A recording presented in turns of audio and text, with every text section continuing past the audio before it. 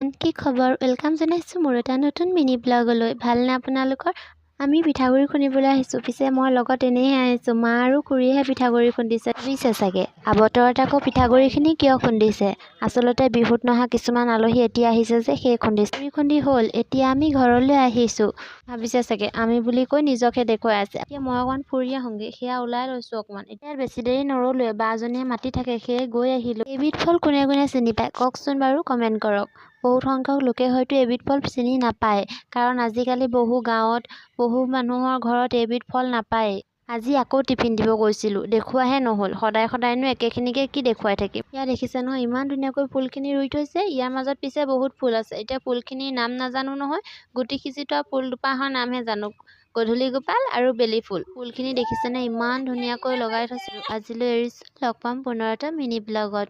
ভিডিঅ'টো যদি ভাল পালে লাইক, কমেণ্ট, শ্বেয়াৰ, ছাবস্ক্ৰাইব কৰিবলৈ নাপাহৰিব।